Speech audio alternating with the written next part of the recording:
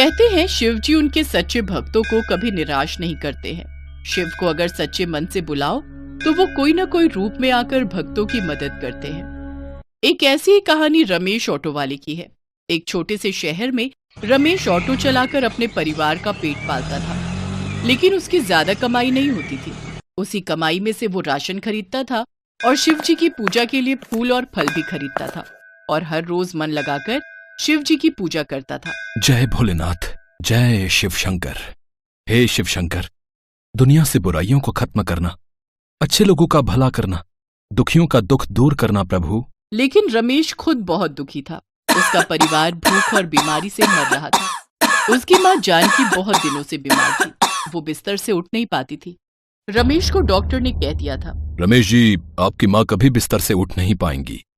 उनके दोनों पैर और कमर में जान नहीं है। रमेश चिंता में पड़ गया। उसकी माँ ने उससे कहा, बेटा, मैं तो आधी मर गई हूँ। ऐसे जीने से अच्छा तो मैं पूरी तरह मर जाऊं।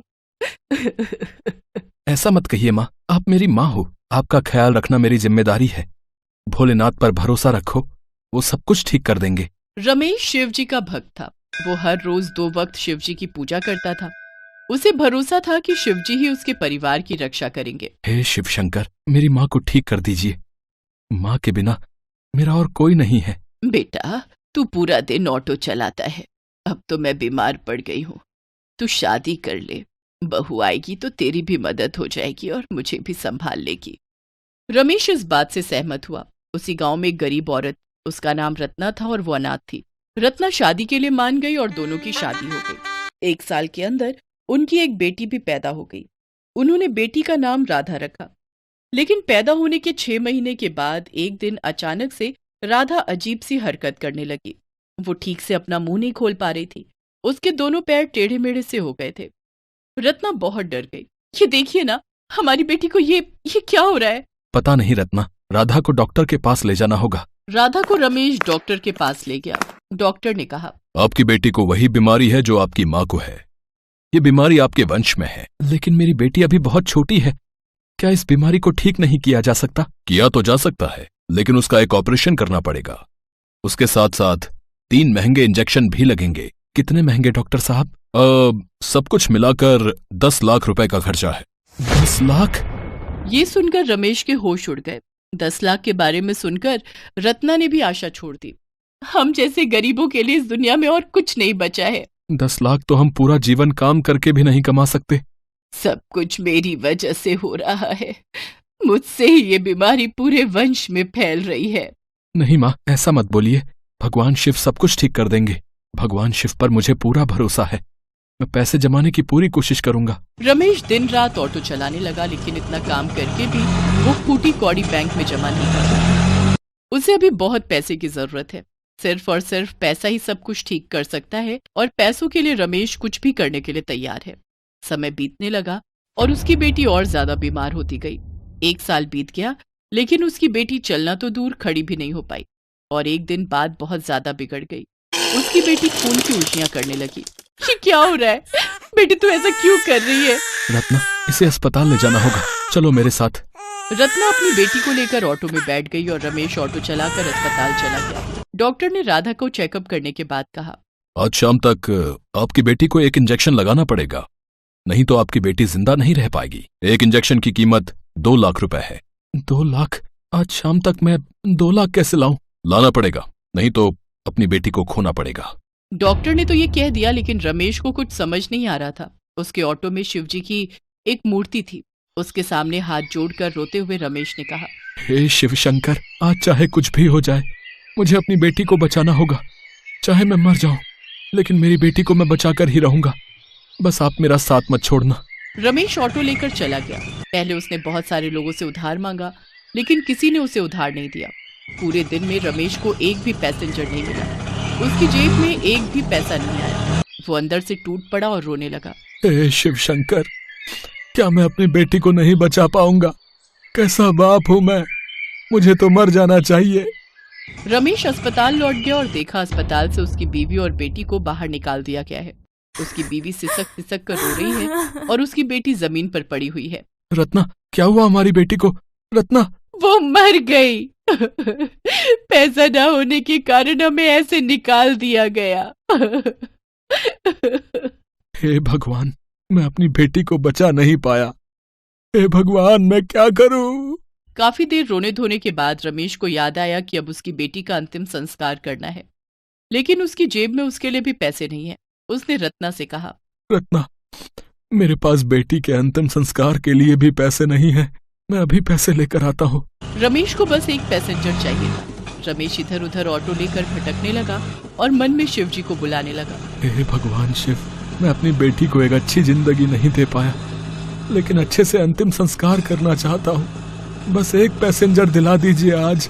तभी एक आदमी ने हाथ दिखाकर ऑटो रोका और ऑटो के अंदर बैठ गया। कहाँ जाना है साहब? बहुत दूर। चलोगे? चलूंगा साहब, मुझे पैसों की जरूरत है। तो फिर चलो, मैं रास्ता बताता रहूंगा। रमेश ऑटो लेकर आगे बढ़ने लगा। आधे घंटे तक इधर उधर भटकने के बाद रमेश ने पूछा, साहब कहाँ जाना है बता दीजिए, मुझे जल्दी है, मेरी बेटी का अंतिम संस्कार करना है। थोड़ा आगे तो चलो, आगे तुम्हें एक खेत मिलेगा, सुनसान खेत, वहाँ घुस जाओ। आप खेत में रहते हैं? मैं हर जगह रहता हूँ, तुम बस चलते रहो। कुछ देर जाने के बाद रमेश को खेत दिखा। रमेश ऑटो लेकर खेत में घुस गया। उसकी आंखों के सामने अंधेरा छा गया। रमेश बहुत डर गया, लेकिन कुछ देर चलने के बाद उसकी आंखों के सामने से अंधेरा हट गया और उसने देखा चारों तरफ सफेद बर्फ है, कहीं से बहुत अच्छी खुशबू। अरे ये मैं कहाँ आ गया? यही मेरा घर है वत्स, यही कैलाश है। कैलाश? रमेश ने चौंक कर पीछे देखा। उसके ऑटो के पीछे वाली सीट पर स्वयं शिव जी बैठे हुए थे। रमेश ने हाथ जोड़ दिया। भगवान शिव, आप? हाँ वत्स, मैं। तुम्हारी सच्ची भक्ति ने मुझे तुम्हारे पास बुला लिया और इसीलिए मैं तुम्हें रास्ता दिखाकर यहाँ बुला लाया। तुम्हारी भक्ति से मैं प्रसन्न हूँ वत्स। मैं तुम्हें सब कुछ लौटाना चाहता हूँ। ये बोलकर शिव जी अपनी शक्तियों से रमेश की बेटी को ले आए और रमेश की गोद में दे दिया। रमेश की बेटी राधा पूरी तरह से स्वस्थ हो गई थी। वो रमेश को देखकर हंस रही थी। वत्स, अब तुम लौट जाओ। तुम्हारी पत्नी और माँ तुम्हारे घर में प्रतीक्षा कर रहे हैं। धन्यवाद शिव जी। रमेश अपनी बेटी को लेकर लौट गया। उसने घर के सामने जाकर देखा। उसका घर पहले जैसा छोटा नहीं था। घर के अंदर भर भर कर सोने और पैसे हैं और उसकी माँ की बीमारी भी ठीक हो गई है। सब कुछ देखकर रमेश की आंखों से खुशी के आंसू गिरने लगे। जय भोलेनाथ, जय शिव शंकर। रमेश को सब कुछ मिल गया। उसने शिव जी का एक मंदिर बनाया और वहीं पर रहकर पूरा दिन पूजा पाठ करने लगा। भोलेनाथ की कृपा से वो खुशी से जीवन बिताने लगा। माधव सुबह सुबह अपनी रिक्शा को लेकर रेलवे स्टेशन पहुंचा, पर शाम तक कोई भी सवारी उसकी रिक्शा पर बैठने को तैयार नहीं थी। बड़ी मुश्किल से 2-3 सवारियां ही मिली थी। आज भी मुश्किल से 2-4 लोग ही मेरे रिक्शा पर बैठे हैं। पता नहीं मेरे दुख के दिन कब दूर होंगे देवी मैया। अरे माधव भैया, अब तुम्हारी रिक्शा पुरानी हो गई है। लोग नई रिक्शा को छोड़कर भला तुम्हारी पुरानी टूटी रिक्शा पर क्यों बैठेंगे? खुद ही सोचो। है? अच्छा चलता हूँ, सवारी को छोड़ना है। देवी मैया के भोग के लिए प्रसाद लेता जाता हूँ। गोमती शाम की आरती के लिए राह देख रही होगी। माधव जो कि एक गरीब रिक्शा वाला है। माधव का रिक्शा काफी पुराना हो गया है, इसलिए उसकी रिक्शा पर कोई भी सवारी बैठने को तैयार नहीं होती, और तैयार हो भी जाए तो कम पैसे मिलते हैं। माधव बहुत गरीब है और साथ ही साथ शादी के 10 सालों बाद भी उसे औलाद का सुख भी नहीं मिला, इसलिए माधव और गोमती बहुत दुखी रहते हैं। माधव इतने दुख होने के बाद भी माँ दुर्गा से अपना विश्वास कभी नहीं उठाता। वो रोजाना अपनी कमाई में से 10 रुपए बचाकर देवी माँ के भोग के लिए शाम की आरती का प्रसाद लेकर ही घर जाता है, और नियम के अनुसार गोमती और माधव दोनों मिलकर देवी माँ की आरती और पूजा करते हैं। जय अम्बे गौरी मैया, जय श्यामा गौरी, तुमको निस दिन ध्यावत हरि ब्रह्मा शिवरी, जय अम्बे गौरी। हे देवी मैया, मेरे जीवन के दुख दूर करो माँ। आप तो ममतामयी माँ हो मैया, हमारी झोली में खुशियां दे दो देवी माँ, हमारी झोली में खुशियां दे दो। माधव और गोमती के आंसू निकल आते हैं। ये देख नारद मुनि माँ दुर्गा से कहते हैं, नारायण नारायण। हे माँ, हे जगत जननी, आपका भक्त माधव और उसकी पत्नी आपकी भक्ति करके भी इतने दुखी क्यों है माँ? आपका ये भक्त जो भी कमाता है उसमें से रोजाना आपके नाम के प्रसाद के लिए नियम से 10 रुपए अलग निकालता है। रोजाना आपका पूजन और आरती करता है। फिर भी इतनी पूजा के बाद भी इस भक्त के दुख दूर क्यों नहीं होते माँ? देवर्षि नारद, कई बार मनुष्य के पिछले कर्म उसके दुखों का कारण बनते हैं, पर माधव ने मुझे सच्चे हृदय से पुकारा है और मैं अपने भक्तों की पुकार अवश्य सुनती हूँ। आपके कहे अनुसार मैं अपने भक्त की सहायता अवश्य करूंगी, पर इसके लिए मुझे माधव की परीक्षा लेनी होगी। नारायण नारायण, आपकी महिमा अपार है जगदम्बे मैया। माधव रोजाना की भांति रेलवे स्टेशन पर सवारी की प्रतीक्षा कर रहा था। तभी, ओ भैया, जरा मुझे मेरे पते पर छोड़ दोगे? मेरा बटुआ कहीं गिर गया है और मेरे पास पैसे भी नहीं हैं। माफ करो माताजी, इतनी धूप में पैसे की सवारी छोड़कर तुम्हें छोड़ने थोड़ी जाऊंगा। पागल समझा है क्या? वो सामने माधव रिक्शा वाला खड़ा है, वैसे भी उसे कोई सवारी नहीं मिलती, वो तुम्हें छोड़ देगा। क्या हुआ माँ जी? बेटा, मुझे इस पते पर जाना है, क्या तुम मुझे छोड़ दोगे?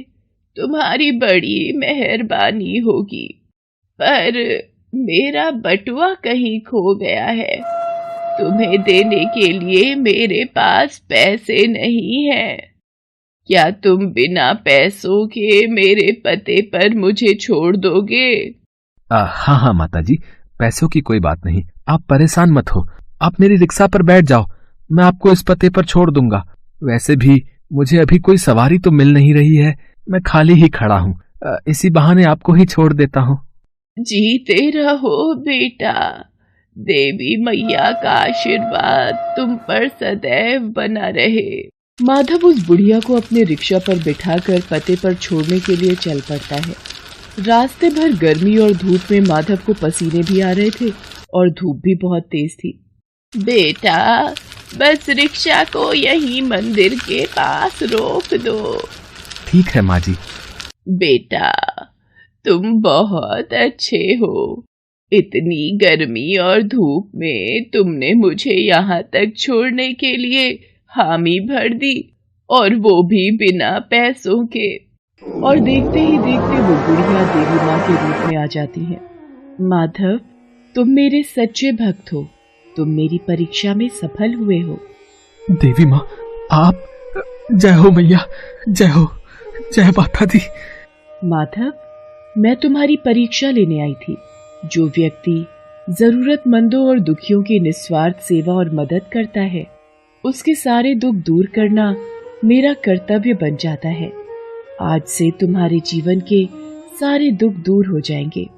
ऐसे ही सबकी सहायता और अच्छे कर्म करते रहना। मैं तुम्हें संतान, धन, वैभव और सुख शांति का आशीर्वाद देती हूँ। मेरा आशीर्वाद सदैव तुम्हारे ऊपर बना रहेगा। और उस दिन देवी मैया के आशीर्वाद से माधव और गोमती की झोली खुशियों से भर जाती है।